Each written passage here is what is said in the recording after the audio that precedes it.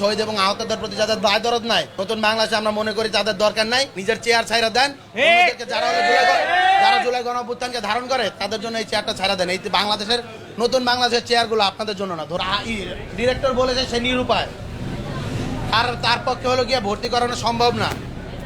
কেন সম্ভব না? এর জবাবটা সব থেকে ভালো দিতে পারবে কিন্তু স্বাস্থ্য উপদেষ্টা।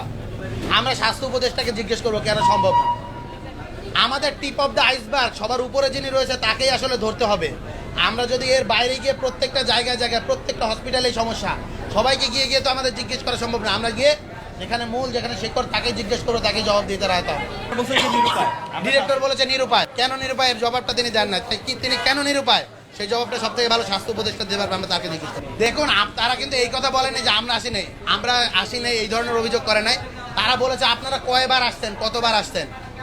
আমরা যে একটা কথা স্পষ্ট ভাই, জুলাই গণঅভ্যুত্থানে শহীদ আহতদের সংখ্যা এত বেশি, আমরা যতবারই আসি, আমরা যদি সারাদিনও থাকি, তবুও সারাদিন 24 ঘন্টা যদি এটা নিয়েই কাজ করি লাস্ট 1 বছর ধরে, তবুও আমরা সবার কাছে যেতে পারবো না, সবার খোঁজখবর রাখতে পারবো না। এটাই রিয়ালিটি।